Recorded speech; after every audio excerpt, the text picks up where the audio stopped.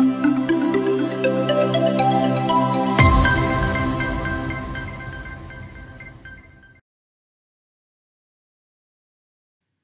welcome to Daily News Simplified, an answer to what, why, and how of newspaper reading.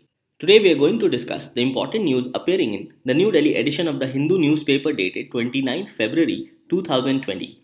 The news to be discussed has been displayed on your screen and timestamping for the same has been provided in the description box below. So let's start our today's discussion.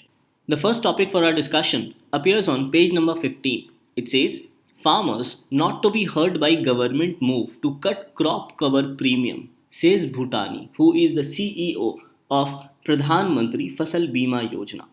Now, under the Pradhan Mantri Fasal Bima Yojana, the premium is shared between farmers, center, as well as states. And as per the scheme, the farmers will pay 2% of the premium for all Kharif crops, 1.5% of the premium for all Rabi crops, and 5% of premium for annual commercial crops and horticulture crops. So this is what has been provided under Pradhan Mantri Fasal Bima Yojana. Now let us understand this through an example as to how this works. Suppose the premium to be shared is 40%. So in this case, the farmer will share 2% if there is a Kharif crop, and will share 1.5% if it is a Rabi crop, and will share 5% of the premium if it is a annual commercial crop or a horticulture crop. Now, after sharing of 2%, what remains with respect to Kharif crop is 38%. So, as per the Pradhan Mantri Fasal Bima Yojana, this remaining 38% will be shared equally between center and states. That is, the center and states will share 19% each. And similarly, with respect to Rabi crops, the center and state would have shared half of 38.5%, that is 19.25% each. And similarly, with respect to annual commercial and horticulture crops, the remaining of 35% would have been shared equally between center and states, that is 17.5% each. However, this pattern of sharing of premium between center and states is about to change, as the central government has made certain changes in February 2020. So now the center has put a restriction or a limitation of 30% for crops in unirrigated area and a restriction of 25% of premium for crops of irrigated areas. So no matter how much the premium be it at 40%, 50% or even at 60%, the center will assume the premium for crops under unirrigated areas at 30% and for crops under irrigated areas as 25%. So to understand the difference of sharing between center and states, let us understand this through an example by taking the premium or taking the cap of 30% with respect to unirrigated areas or crops. Now taking the previous example with respect to Kharif crops where the premium was 40%. So as we have seen that as per the previous arrangement, 2% was to be paid by farmers and the remaining of 38% was to be shared equally between center and state. So the center and state shared equal of 19%. However, let us now look at the new pattern. So as we have seen that the center has said that it will not share anything above 30%. So the center has put a cap of 30% no matter what the premium is. In this case, let us take the example of premium to be 40%. So the farmer will provide a share of 2% with respect to Kharif crops.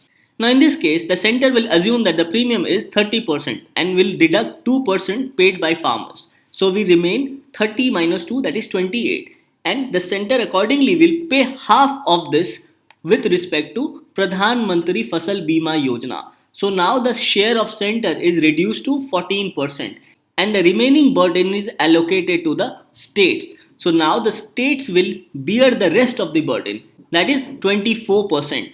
So earlier the share of center was 19% and now as per the new pattern it has dropped down to 14%, whereas for the state it has increased to 24%. Now let us take another example where the premium has been set at 50% for Kharif crops. Now again the farmers will pay 2% of the premium and the center, assuming that this premium is 30%, will pay the half of the remaining, that is 14% again, and the remaining of 34% have to be shared by states. So we see an increase in burden for states under Pradhan Mantri Fasal Bima Yojana after the new pattern has come into force after February 2020. So, prior to the notification of February 2020, the previous sharing in case of 50% of premium would have been 24% each between center and states. But now, the center has to pay less of 14% and the state has to pay 10% more, that is of 34%. Now, the same logic applies even to Rabi crops.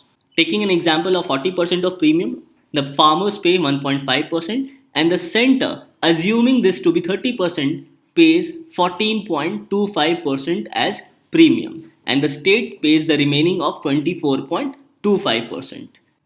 Similarly, with respect to a premium of 50%, the farmers pays 1.5%. However, the center still pays the same of 14.25% considering the premium was 30%.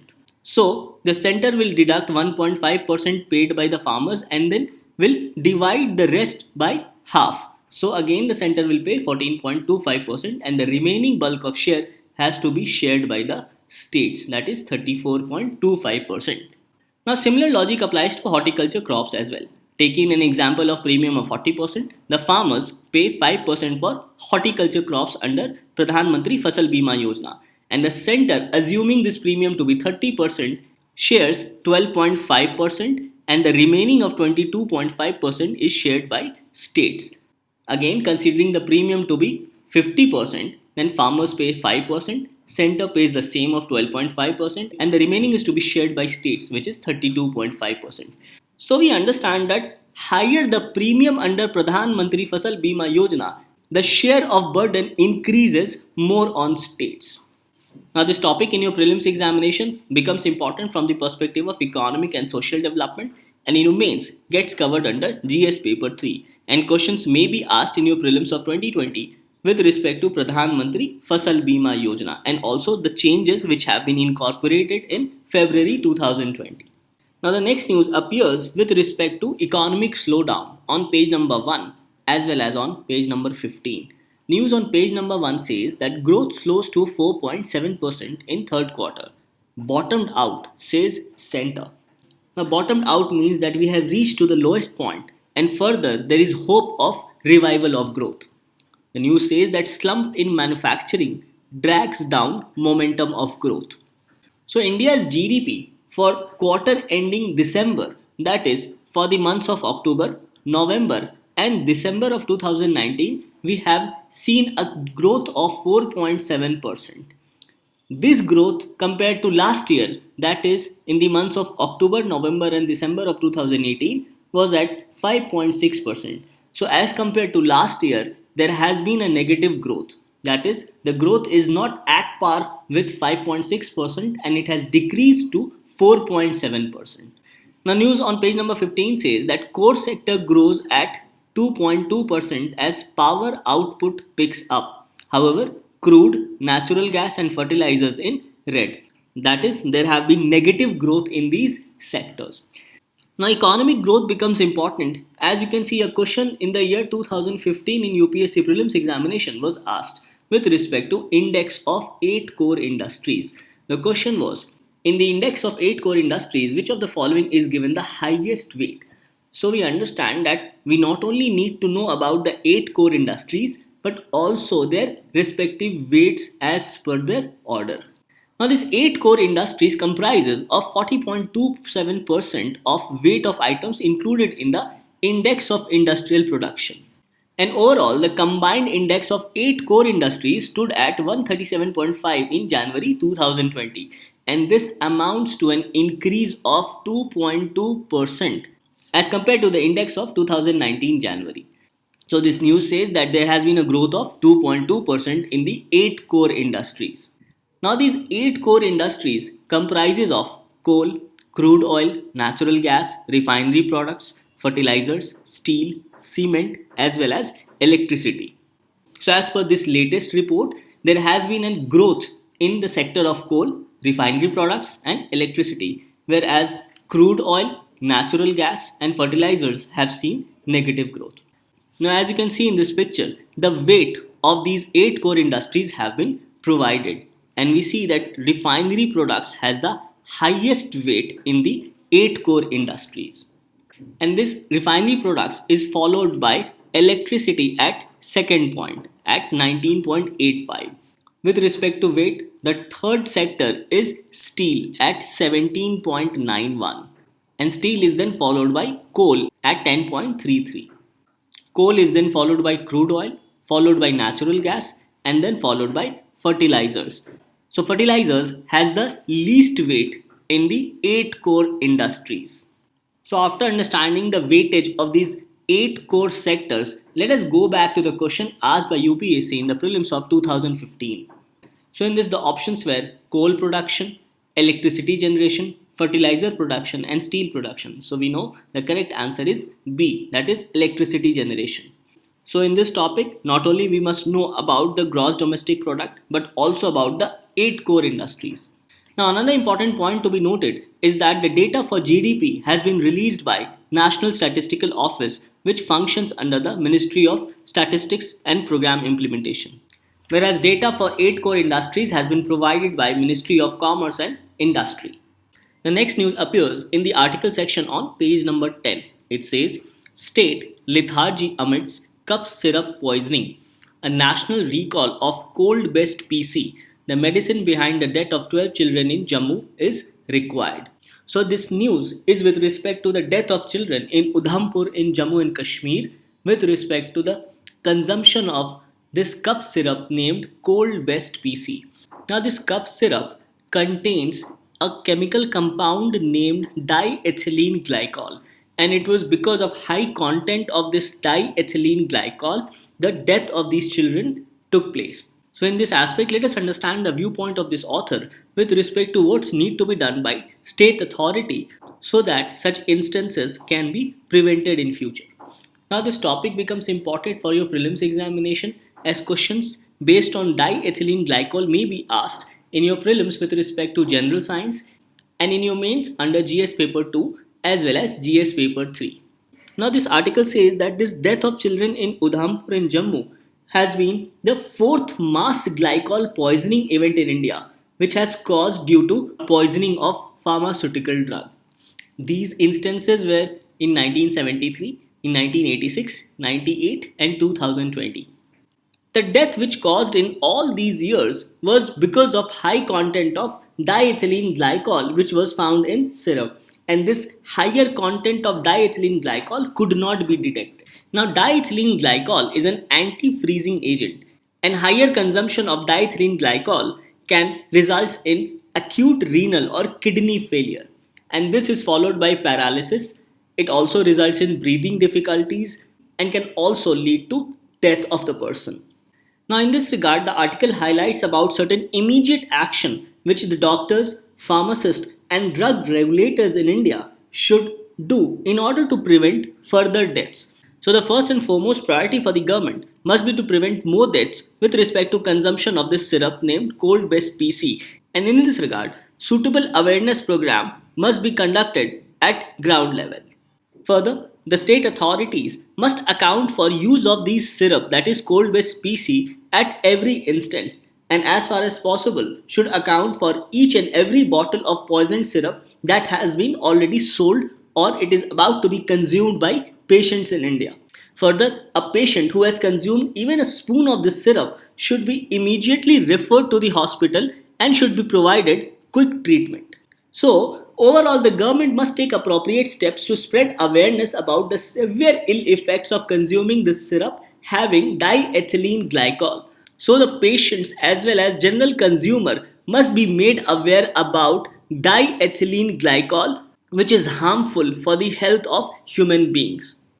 Now in 1937, the United States Food and Drug Administration was caught up with the same problem when the United States faced a similar situation with respect to glycol poisoning. So in order to prevent further glycol poisoning in the United States, the Food and Drug Administration of US assigned drug inspectors and chemists the task to track down every single bottle of the drug. Further, even thrown bottles on the streets were picked up by these investigators and chemists of such drugs having glycol poisoning. And also, various awareness campaigns were conducted over radio and television in those times. So this author highlights that similar activities needs to be done in India in order to prevent further deaths with respect to poisoning because of diethylene glycol. And for this, and the first and foremost duty of the state authority must be to start an awareness program with respect to impact of diethylene glycol poisoning. So this article says that the government should need to take appropriate regulatory and preventive measures in order to prevent further death caused by consumption of diethylene glycol. And in this regard, appropriate rules must be drafted by Drug Controller General of India. Further, seriousness of the matter with respect to health hazards or health impacts of glycol poisoning needs to be communicated to the public through various communication handles such as television, social media, etc. And lastly, the article says that the Drug Controller General of India needs to prepare a recall policy with respect to drugs and chemical compounds which shows adverse effect on human health. In this regard, you should know that a set of recall guidelines was drafted in 2012 but was never notified into law. So, accordingly, this article mentions that the government needs to formulate a recall policy with respect to such drugs and chemical compounds showing adverse effect on human health. So, after understanding the important aspects of this article, let us also understand about Central Drugs Standard Control Organization as well as Drug Controller General of India. Now, the Drug Controller General of India functions within the CDSCO, and the Drug Controller General of India regulates pharmaceutical and medical devices under the Ministry of Health and Family Welfare. Now, the Central Drugs Standard Control Organization functions under the Directorate General of Health Services under Ministry of Health and Family Welfare, and CDSCO is the National Regulatory Authority of India. Further, under the Drugs and Cosmetics Act, CDSCO is responsible for approval of drugs, conduct of clinical trials. It also lays down standards for drugs control over the quality of imported drugs in the country and also coordinates with State Drug Control Organization. Further, the CDSO along with state regulators is jointly responsible for grant of licenses of certain specialized categories of critical drugs such as blood and blood products, IV fluids, vaccines, etc. And as already mentioned, that within the CDSCO, the Drug Controller General of India regulates pharmaceutical and medical device. Further, the Drug Controller General of India is advised by the Drug Technical Advisory Board and the Drug Consultative Committee. Now, this information with respect to Central Drug Standard Control Organization and Drug Controller General of India becomes important from your prelims perspective. So, with respect to CDSCO and Drug Controller General of India, this topic also gets covered under statutory or regulatory body in GS paper 2. The next news appears on page number 10 in the editorial section. It says, regional bonding. India needs to engage with its neighbors for the realization of its global ambitions. Now, as per this editorial, former Sri Lankan Prime Minister Ranil Wickremesinghe has shown interest in reviving regional economic integration and has also advocated for India-Pakistan dialogue. Now, first of all, let us go through the important suggestions provided by the former Prime Minister of Sri Lanka, primarily with respect to economic integration of South Asian region. The former Prime Minister has said that bilateral issues should be set aside to promote regional growth, and as of now, there is a lack of economic integration in South Asia, primarily because of India-Pakistan tension and also because of the fact that India has withdrawn from SAARC meetings. So in this backdrop, the former Prime Minister has suggested to create a subgrouping of 4 economies in order to promote economic integration within South Asia. These 4 countries or 4 economies are India, Sri Lanka, Bangladesh and Thailand. And this whole idea for this subgrouping is to reduce tariffs and also to remove or demolish non-trade barrier regimes among these 4 countries, as it will help in further economic integration within these 4 countries, which will ultimately help to boost trade among these countries. And in this regard, the former Prime Minister has said that with India's leadership, a more integrated South Asian region would be better equipped to negotiate for better terms and deals at regional comprehensive economic partnership. So the main reason for a suggestion of a subgrouping of 4 countries, namely India, Sri Lanka, Bangladesh and Thailand by the former Prime Minister of Sri Lanka is mainly because of lack of economic integration in South Asian region. primarily because of withdrawal of India from SAARC and also because of less activities on BIMSTEC. Further, India has also withdrawn from various multilateral forums, including RCEP, and has rather gone for a bilateral relation with different countries. This is also because India fears flooding of Indian market by Chinese product or by Chinese goods. So India of late has preferred bilateral relations or bilateral agreements with different countries rather than going for a multilateral forums or multilateral trade agreements. So the question is that why should India take such a step as has been suggested by the former Prime Minister of Sri Lanka? First of all, because India has already shut down all conservations with respect to SAARC because of a growing India-Pakistan tension, and this tension is not going to end anytime soon. And this withdrawal of India from SAARC has brought economic integration to a standstill, as suggested by the former Prime Minister. And as already highlighted, India has also walked away from RCEP because of various concerns, including agriculture and flooding of Chinese goods and products. Further, the former Prime Minister says that India should take such a step because even BIMSTEC has failed to give boost to intra-regional trade in South Asia. So the whole purpose for which the former Prime Minister has suggested a subgrouping of 4 countries is to boost intra-regional trade in South Asia. Such a step will provide more room for economic integration with rest of South Asia apart from Pakistan. So it is in this regard the former Prime Minister has suggested that with India's leadership, a more integrated South Asian region would be better equipped to negotiate for better terms and deals at RCEP as well. However, it is unlikely that this suggestion will be welcomed by India because India has to make most of the concessions with these 4 countries with respect to terms of trade. However, this idea by former Prime Minister of Sri Lanka with respect to grouping of 4 countries, namely India, Sri Lanka, Bangladesh and Thailand, do hold merit. And question can be framed by UPSC considering economic integration of South Asian region promoted primarily by these 4 countries. Hence, in this aspect, it is important to understand this idea proposed by former Prime Minister of Sri Lanka. Now, this topic becomes important from the perspective of international relations, and questions may be asked on these multilateral groupings, such as BIMSTEC, SAARC, or even RCEP. The next news appears on page number 8. It says Karnataka to allocate funds for Kalsa-Banduri Project in budget. Irrigation Minister Ramesh seeks an allocation of rupees 200 crore for this project. Now, Kalsa and Banduri are 2 tributary rivers of the river Mahadai. So, this topic primarily becomes important from the perspective of your prelims examination. So, this news highlights that after the central government has notified the Mahadai Interstate Water Disputes Tribunal Award, the Chief Minister of Karnataka has said that he would expedite the Kalsa-Banduri drinking water and hydropower projects in the region. And for this purpose, funds will be allocated in the 2020-21 budget to resume project on River Mahadai's Kalsa-Banduri tributaries in Karnataka. So in this aspect, you must know that the River Kalsa and River Banduri are the tributaries of River Mahadai. Now there were 3 states involved in this dispute with respect to River Mahadai. The states were Goa, Karnataka as well as Maharashtra. Now Karnataka wanted to divert the water of River Kalsa and Banduri to Malaprabha river so that it can provide drinking water to its parched region. Now, as per the Mahadai Water Disputes Tribunal, which gave its award in August 2018, it allocated 13.42 thousand million cubic feet of river water to Karnataka, and this was done for the purpose of irrigation and drinking water supply in towns and villages across 4 districts which were starved of water supply. These districts are Bagalkot, Balagavi, Dharwad and Gadag.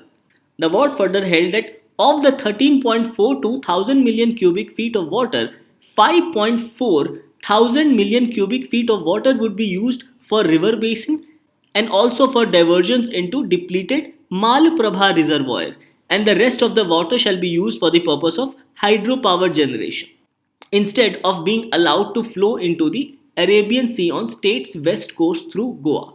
However, petitions have been filed in Supreme Court against the award of Mahadai Water Disputes Tribunal, and the Supreme Court will hear the matter in July 2020. So in this news analysis, you must know about the Kalsa-Banduri project, where river Kalsa and Banduri are tributaries of river Mahadai. Now, after our discussion, these forms your practice question for the day. Question number 1. Consider the following statements. The 8 core industries comprise more than 50% of the weight of items included in the index of industrial production. Now, this statement is incorrect as it is less than 50% at 40.27%. Second, the base year for index of core industries is 2011-12. Yes, this statement is correct. Third, the index of 8 core industries is published by Ministry of Commerce and Industry. Yes, this statement is also correct. So the question is, which of the statements given above are correct? So here the correct answer is B, that is 2 and 3 only. Question number 2. Consider the following statements about SAARC. First, it was established with the signing of the SAARC Charter in Dhaka in 1985. Yes, this statement is correct. Second, SAARC comprises of 8 member states, namely Indonesia, Bangladesh, Bhutan, India, Maldives, Nepal, Pakistan and Sri Lanka. No, this statement is incorrect as Indonesia is not a member of SAARC, rather Afghanistan is. So the question is, which of the statements given above are correct? So the correct answer is A, that is 1 only. So with this, we come to an end to discussion of today's newspaper. Let's move on to the question for the day.